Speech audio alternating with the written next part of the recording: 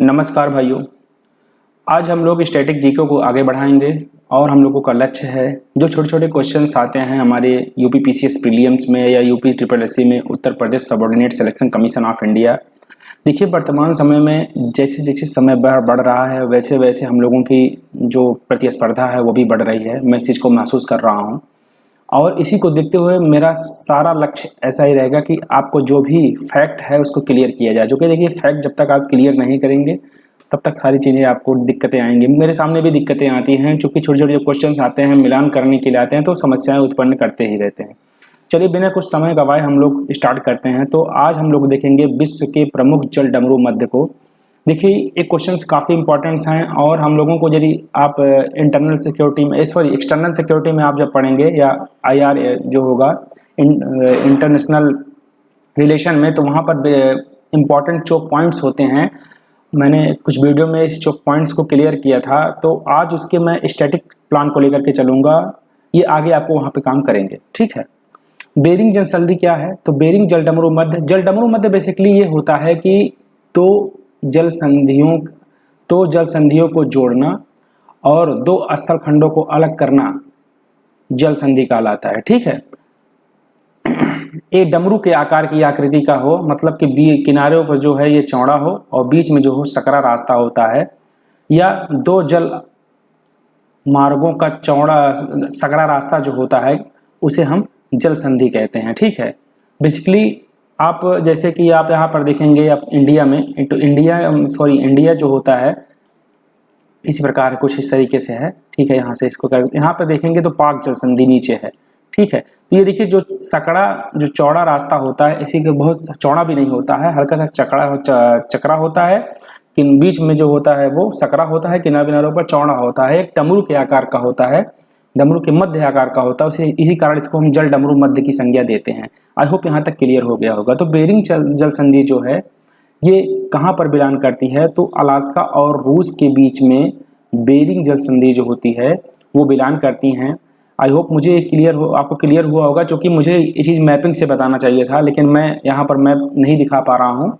तो आप इसको थोड़ा रटने का प्रयत्न करिए, ठीक है। रटने से ज़्यादा क्लियर होगा, क्योंकि अब मैपिंग से बहुत लोग पढ़ा रहे हैं, इसको रटिए। आप सिर्फ रटना ही आपका एक ऑप्शन है और कुछ नहीं है, ठीक है। तो चुक्सी सागर एवं बेरिंग सागर को आपस में जोड़ता है, दो सागरों को आपस में जोड़ता है, बेरिंग सागर और चुक्सी सागर को, ठीक है। देखिए, दूसरा इंपॉर्टेंट है, इसको बेरिंग जल संधि कहते हैं। आप कमेंट लाइन में ये बताइएगा कि न्यूयॉर्क, आपने इंपॉर्टेंट चीज़ सुना होगा, न्यूयॉर्क जो है उसमें यूएसए की राजधानी वहाँ पर है। न्यूयॉर्क के बगल से कौन सी नदी बहती है? ठीक है, मलक्का। ये सबसे इम्पॉर्टेंट, दक्षिण एशिया का सबसे इम्पॉर्टेंट चोक पॉइंट है में से एक है मलक्का जल संधि। ये अंडमान एवं निकोबार सागर को दक्षिण चीन सागर से जोड़ता है। अंडमान एवं निकोबार सागर को दक्षिणी चीन सागर से जोड़ता है, ठीक है। और ये है कहाँ पर? तो ये मलाया और सुमात्रा के बीच में जो है पाया जाता है, ठीक है। जिब्राल्टर जल संधि क्या है? ये भूमध्य सागर एवं अटलांटिक महासागर को आपस में जोड़ता है। अटलांटिक महासागर यस आकार का होता है और भूमध्य सागर जो होता है ये स्पेन और फ्रांस के आसपास के रीजन होते हैं, ठीक है। और यहाँ पर जो मेन पॉइंट आप देखेंगे, ये स्पेन की जमीन को है, लेकिन उस पर जो दावा है उसका, जो इस समय वर्तमान जिसका कब्जा है वो इंग्लैंड है, ठीक है। तो यहाँ पर एक संधि है, जिब्राल्टर जल संधि है, भूमध्य सागर और अटलांटिक महासागर को आपस में जोड़ता है, यूरोप और अफ्रीका को के बीच में जो है अलग करता है, ठीक है।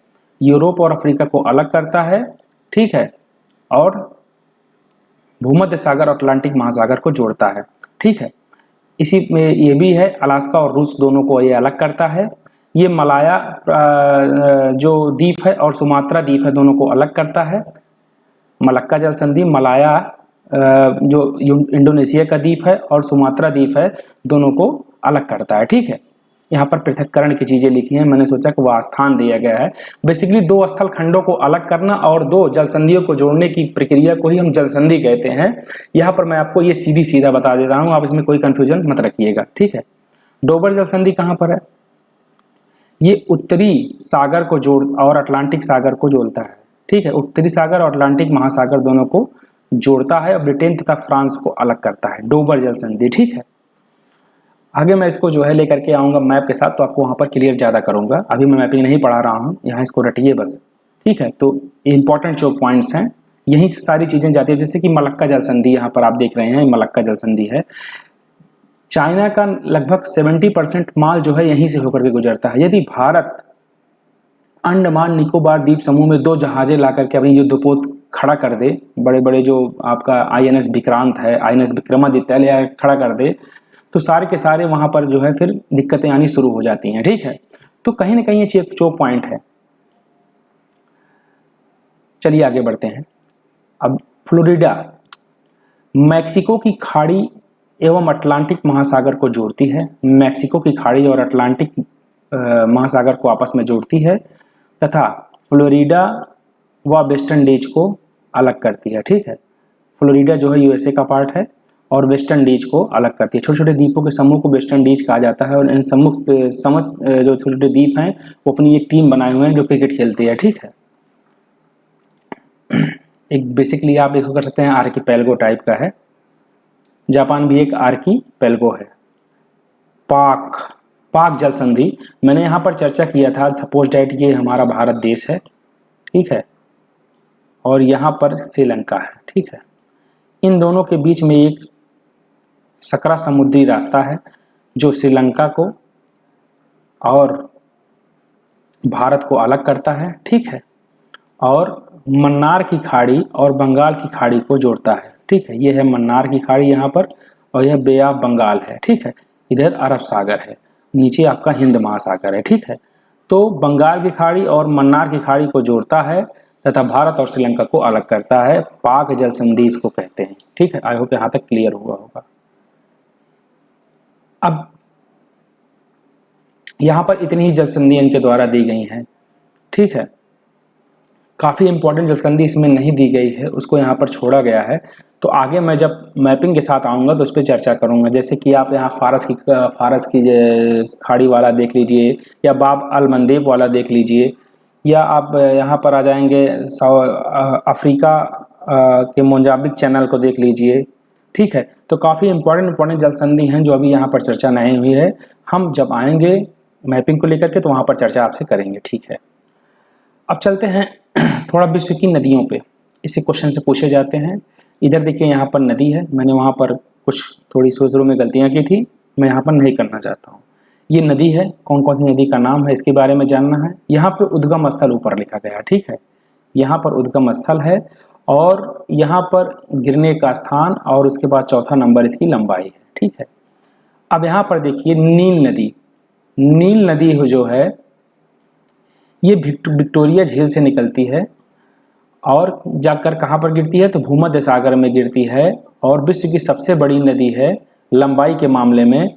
ठीक है, 6690 किलोमीटर इसकी लंबाई, यहाँ पर किलोमीटर ऊपर दिया गया है। ठीक है, विक्टोरिया झील ये भूमध्य सागर में जाकर के गिरती है नील नदी से होते हुए। ठीक है, सॉरी, ये मिस्र से होते हुए जाके भूमध्य सागर में गिरती है। ठीक है, अब यहाँ पे देखिए अमेजन, ये इंडीज पर्वत से निकलती है पेरू से।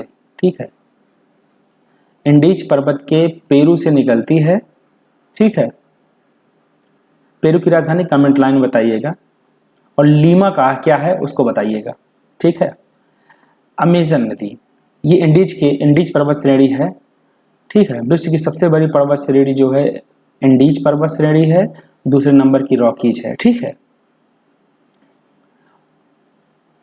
ये जो गिरती है वो अटलांटिक महासागर में जाकर के गिरती है। ठीक है, अटलांटिक महासागर में ये गिरती है और इसकी लंबाई जो है 6596 किलोमीटर है। एक सेकेंड,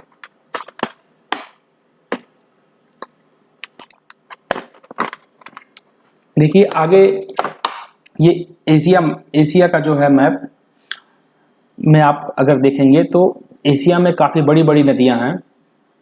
तो तीसरे नंबर की सबसे बड़ी नदी जो है यांग टिसिक्यांग है। ये तिब्बत के पठार से निकलती है और एशिया की सबसे बड़ी नदी यांग टिसिक्यांग है। ठीक है, ये चाइना में बेसिकली है, और ये जो अपना मुहाना बनाती है वो चीन सागर में बनाती है, ठीक है। निकलती है यांगत्से कियांग तिब्बत के पठार से, ठीक है, और अपना जो पानी गिराती है वो कहाँ पर गिराती है, चीन सागर में। इसकी लंबाई कितनी है, तो 6300 किलोमीटर इसकी लंबाई है। नील नदी की लंबाई 6690, विश्व की सबसे बड़ी नदी है नील नदी। अमेजन नदी ये निकलती है एंडीज पर्वत से, नील नदी निकलती है विक्टोरिया झील से, ठीक है। एंडीज पर्वत से पेरू से निकलती है, अटलांटिक महासागर में अपना मुहाना बनाती है और 6296 किलोमीटर इसकी लंबाई है। यांगत्से कियांग तिब्बत के पठार से निकलती है और चीन सागर में गिरती है, 6300 किलोमीटर की ऊंचाई है। यहाँ पर मैं कुछ क्वेश्चन आपसे पूछना चाहता हूँ, कमेंट में यदि आपके पास समय हो तो उत्तर दीजिएगा। पृथ्वी का फेफड़ा कहाँ पर है, उसको किसको कहा जाता है, ठीक है, कमेंट लाइन में बताइएगा। विक्टोरिया झील कहाँ पर अवस्थित है, ये किस देश में अवस्थित है, इसको बताइएगा। और विक्टोरिया झील किस प्रकार की झील है और विश्व की सबसे बड़ी झील कौन सी है, आगे मैं आपको बताऊंगा, लेकिन जल्दी से जल्दी आप जितने टाइम पे अगर कमेंट करेंगे तो ज़्यादा बेटर रहेगा, ठीक है। ये अपने साथ ईमानदारी करने वाली बात है। देखिए यांगत्से कियांग हो गया, ये तिब्बत के पठार से निकलती है और चीन में अपना मुहाना बनाती है, 6300 किलोमीटर। चौथे नंबर पे मिसिसिपी नदी है, मिसिसिपी मिसौरी इसका पूरा नाम है। ये बेसिकली यूएसए और मैक्सिको में बहती है, ठीक है। इटास्का झील, इटास्का या इटास्का झील से निकलती है यूएसए से मिसिसिपी नदी, और मैक्सिको की खाड़ी में अपना मुहाना बनाती है। मैक्सिको की खाड़ी जो है वहां पर अपना मुहाना बनाती है मिसिसिपी मिसौरी झील, ठीक है। आप बताइएगा कि इन 4 नदियों में से ऐसी कौन सी नदी है जो एक चिड़िया के पंजे के आकार का डेल्टा बनाती है, कमेंट लाइन में उत्तर करिएगा, ठीक है। तो मिसिसिपी मिसौरी नदी निकलती है इटास्का झील यूएसए से। अभी मैं आगे आपको बताऊंगा कि यूएसए में कौन कौन सा खाद्य प्रसंस्करण है, बेसिकली अलग अलग टाइप का क्वेश्चन चलेगा वहां पर, जो है पूरे यूएसए के बारे में हम अलग से चर्चा करेंगे, ठीक है। ये 6275 किलोमीटर है।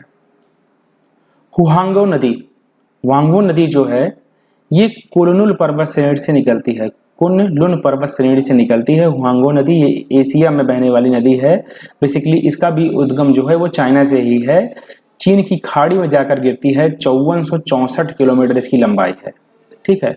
5464 किलोमीटर इसकी लंबाई है। हुआंगो नदी कुनलुन पर्वत श्रेणी से निकलती है चीन की खाड़ी से, ठीक है। कांगो नदी वेरी इंपॉर्टेंट नदियां हैं। इसका उद्गम स्थल जो है लुआ लिया और लुआ पुला नदी के संगम पे होता है, ठीक है। लुआ लिया और लुआ पुला नदी के संगम पर इसका जो है संगम होता है, और वहां पे जो है कांगो नदी, बेसिकली कांगो आप जायरे नाम का एक देश होगा, रिपब्लिक ऑफ कांगो, वहीं से कांगो नदी निकलती है। तो यही चीज आप दोनों से याद कर लीजिए कि लुआ लिया और लुआ पुला 2 प्रकार की नदियां हैं और दोनों के संगम से इसका जो है उद्गम होता है, ठीक है। और ये कहाँ पर जो है अपना मुहाना बनाती है, तो अटलांटिक महासागर में अपना ये मुहाना बनाती है। इसकी लंबाई जो है ये 4700 किलोमीटर है, 4700 किलोमीटर है इसकी लंबाई। और ये मुहाना कहाँ बनाती है, तो ये अटलांटिक महासागर में, ठीक है। लीना नदी, लीना नदी बेसिकली बैकाल पर्वत से निकलती है। बैकाल पर्वत कहाँ पे है, शायद आप कमेंट लाइन में, मुझे हिसाब से रूस में है, आप सर्च करके बताइएगा बैकाल पर्वत कहाँ पे है। और लाप्टेव सागर बैकाल पर्वत से निकलती है और लाप्टेव सागर में अपना मुहाना बनाती है। 4400 किलोमीटर इसकी लंबाई है, ठीक है। मिकांग, अब देखिए जहाँ कांग, हुआंगो, यांगत्से कियांग, ये जो ऊपर वाली बिंदी जहाँ पर होती है, जान लीजिए उसका उद्गम स्थल चाइना में ही है, ठीक है। तो मिकांग तिब्बत के पठार से निकलती है और दक्षिण चीन सागर में अपना मुहाना बनाती है 4350 किलोमीटर। ये जो बड़ी नदियां हैं उस पर चर्चा की गई है। तो हम लोगों ने जो नदियां देखा उसका उत्तरोत्तर एक बार हम फिर देखते हैं। नील नदी विक्टोरिया झील से निकलती है, भूमध्य सागर में अपना मुहाना बनाती है, 6690 किलोमीटर, सबसे बड़ी नदी है।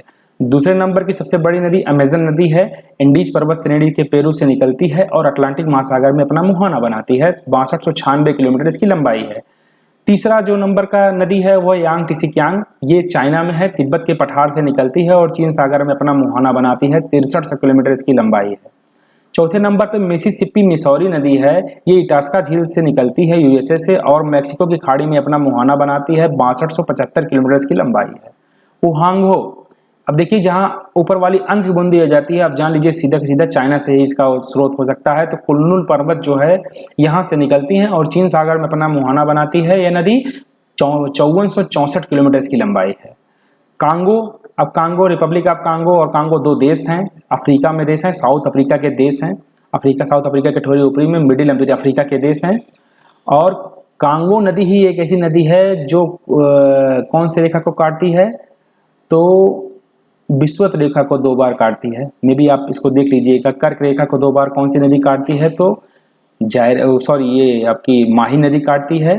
लिम्पोपो नदी मकर रेखा को काटती है और कांगो नदी जो है ये विषुवत रेखा को काटती है 2 बार। ठीक है, तो लुआ लिया और लुआ पुआ नामक 2 नदियां हैं, उन नदियों के संगम से कांगो नदी का जो है उद्गम हुआ है।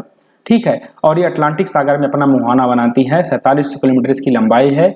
लीना बैकाल पर्वत जहां पर पाया जाता है, बैकाल पर्वत आप देख लीजिएगा कहाँ पे है। वैसे बेसिकली मुझे जो लग रहा है कि ये बैकाल पर्वत जो है ये रसिया के आसपास कहीं है। ठीक है, और लाप्टेव सागर में अपना मुहाना बनाती है 4300 किलोमीटर।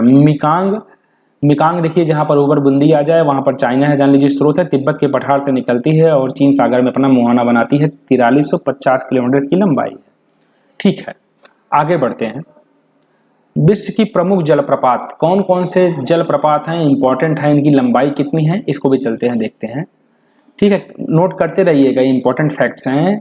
तो एंजेला जलप्रपात, ये देखिए ऊपर देश दिया गया है, ये इसकी ऊंचाई दी गई है, जलप्रपात का नाम इधर दिया गया है। ठीक है, तो एंजेला जलप्रपात ये वेनेजुएला में है। वेनेजुएला में अभी आप जानते होंगे, राजधानी कमेंट में बताइएगा। दूसरी चीज, वेनेजुएला में अभी आर्थिक संकट चल रहा है।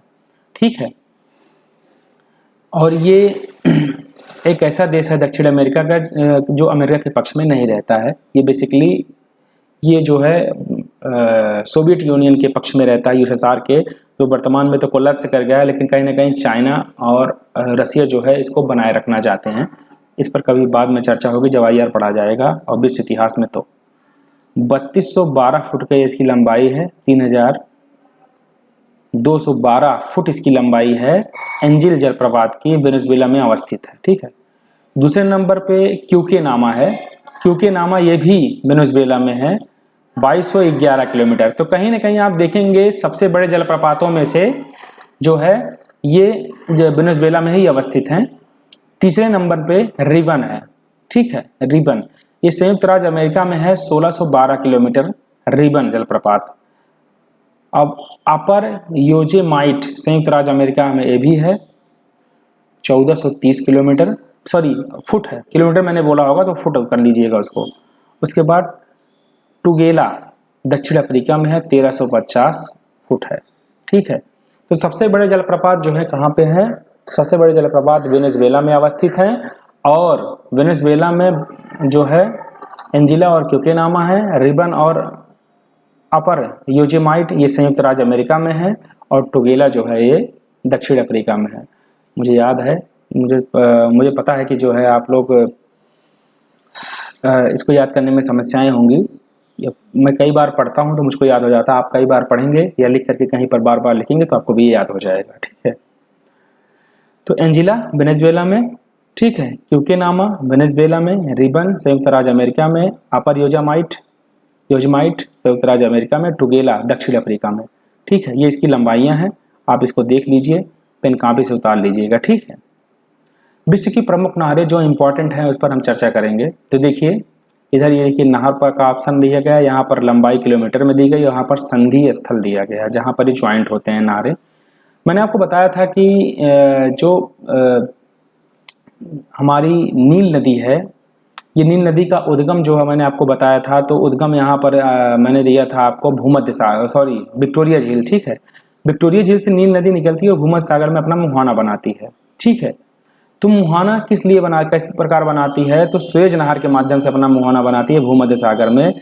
ठीक है, ये मिस्र में जब प्रवेश करती है तो वहाँ पर एक उन्होंने आर्टिफिशियल जो है नहर बना दी है स्वेज, जो लाल सागर को आपस में, भूमध्य सागर और लाल सागर को जोड़ती है। तो वहाँ से ये जो है आगे जाकर बाब अल मंदेब की जलसंधि बन जाती है। ठीक है, तो स्वेज नहर जो है सबसे इम्पोर्टेंट चोक पॉइंट है और 169 किलोमीटर लंबाई का है स्वेज नहर। ठीक है, स्वेज नहर 169 किलोमीटर की लंबाई का है। इसका निर्माण जो होता है 1869 में हुआ था, और बापू का जब जन्म हुआ था तभी इसका निर्माण हुआ था। शुरुआत में इस पर जो कब्जा था वो इंग्लैंड का था, लेकिन बाद में मिस्र ने जो है इसका राष्ट्रीयकरण करके जो है इसे अपने कब्जे में लिया था। तो भूमध्य सागर एवं लाल सागर को आपस में जोड़ता है स्वेज नहर, इसको याद रखिएगा। ठीक है, पनामा नहर, ये भी काफ़ी इम्पोर्टेंट नहर हैं जो कि मिडिल अमेरिका के जो देशों को आपस में जोड़ने का काम करते हैं। 58 किलोमीटर इसकी लंबाई है। ठीक है, और कैरेबियन सागर तथा अटलांटिक तथा प्रशांत महासागर, इसको आप बेसिकली आप इस तरफ देखेंगे तो ये आपका कुछ अमेरिका वाला रीजन है, कुछ इसे जोड़ने हैं। और यहाँ पर देखिए मिडिल अमेरिका वाला रीजन है। तो यहाँ पर इधर देखिए प्रशांत महासागर है, इधर अटलांटिक महासागर है, और यहाँ पर फिर देखिए यहाँ से दक्षिण अफ्रीका चालू हो जाता है। तो बीच में पनामा है और यहाँ से इसको काट करके, पूरी ज़मीन को काट करके अटलांटिक महासागर को प्रशांत महासागर से जोड़ा गया है। ठीक है, तो इसीलिए इसको पनामा नहर कहते हैं। इसकी लंबाई 58 किलोमीटर है।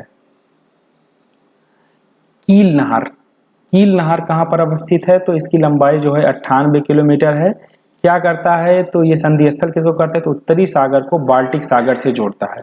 जो उत्तरी सागर है उसको बाल्टिक सागर से जोड़ता है। ठीक है, बाल्टिक देश हैं, काफ़ी देश हैं, तो बाल्टिक देश जो है आप कमेंट लाइन में बताइएगा, वैसे मैं बाद में आपको बाल्टिक देशों के बारे में बताऊंगा। तो कील नहर जो है ये 98 किलोमीटर का है, उत्तरी सागर को बाल्टिक सागर से जोड़ता है। ठीक है, इरी नहर, ये इरी झील और मिशिगन झील को आपस में जोड़ता है। 584 किलोमीटर की लंबाई है इसकी इरी नहर की। ये बेसिकली यूएसए और कनाडा की सीमा पे अवस्थित है इरी नहर। ठीक है, 5 ग्रेट लेक्स हैं। ठीक है, मिशिगन, इरी, ओंटारियो और ह्यूरॉन। ठीक है, तो 5 great lake, superior, Michigan, eri, Ontario और ह्यूरॉन। ठीक है, सब 5 ग्रेट लेक्स हैं। इसका मैं पर्टिकुलरली आपको बताऊंगा आगे चल के। तो इन्हीं झीलों में इरी झील जो है, इरी झील कहीं ना कहीं इरी नहर से जुड़ा हुआ है और इसकी लंबाई 584 किलोमीटर है। ठीक है, सू नहर कहाँ पे है, तो सुपीरियर झील को ह्यूरॉन झील से जोड़ता है सू नहर। ठीक है, सुपीरियर झील को विश्व की सबसे बड़ी मीठे पानी की झील कहा जाता है। ठीक है, तो बस विश्व की प्रमुख झीलें, अब कल से हम इसको देखेंगे, विश्व की प्रमुख झीलें, सारी चीज़ें जो है। आज के लिए बस इतना ही। आई होप आपको ये लेक्चर पसंद आया होगा। मैं इसको फिर से दोहरा दे रहा हूँ, विश्व का सबसे इम्पॉर्टेंट जो नहर है उसमें स्वेज नहर सबसे इम्पॉर्टेंट है। 169 किलोमीटर की लंबाई है, भूमध्य सागर एवं लाल सागर को जोड़ता है। दूसरा पनामा नहर है, ये 58 किलोमीटर का है। कैरेबियन सागर और अटलांटिक, इसको आप कैरेबियन ना कह करके अटलांटिक महासागर और प्रशांत महासागर को आपस में जोड़ने की प्रक्रिया को बता सकते हैं। कील नहर 98 किलोमीटर का है, उत्तरी सागर को बाल्टिक सागर से जोड़ता है। बाल्टिक देश जो है, लातविया, लिथुआनिया, एस्टोनिया जो है ना, ये बाल्टिक देश हैं। ठीक है, तो बाल्टिक देश शायद ये हैं कि मुझे बाल्कन्स, ये बाल्कन्स देश हैं। बाल्टिक देश जो होगा थोड़ा नीचे होगा, बल्कनाइजेशन जो हुआ था वो नीचे था। बाल्टिक देश शायद ये लातविया, लिथुआनिया, एस्टोनिया। ठीक है, यहीं पर उत्तरी सागर है, उत्तरी सागर को बाल्टिक सागर को आपस में जोड़ता है। ठीक है, इरी नहर कहाँ पर है, तो इरी नहर जो है 584 किलोमीटर लंबी है। इरी झील और मिशिगन झील को आपस में जोड़ती है। मिशिगन झील पूरी तरह से यूएसए में बहने वाली झील है। ठीक है, जबकि इरी झील जो है ये बेसिकली यूएसए और कनाडा में आपस में सीमा साझा बनाती है। ठीक है, सू नहर कौन सा, वैसे 5 ग्रेट लेक्स जो हैं वो कनाडा और यूएसए की सीमा तय करते हैं। ठीक है, 49 डिग्री लाइन, और 5 ग्रेट लेक्स जो है कनाडा और यूएसए के बीच की सीमा को साझा करते हैं। लेकिन मिशिगन झील पूरी तरीके से यूएसए में बहती है, ये कनाडा में नहीं जाती है। सू नहर सुपीरियर झील और ह्यूरॉन झील को आपस में जोड़ती है। तो आई होप आज इतना काफ़ी है। कल हम फिर से वीडियो लाएंगे तो आगे आपको सारी चीज़ें बताएंगे। काफ़ी इंपॉर्टेंट चीज़ इसमें जो है हम इस पर चर्चा करेंगे। जय हिंद, जय भारत, नमस्कार।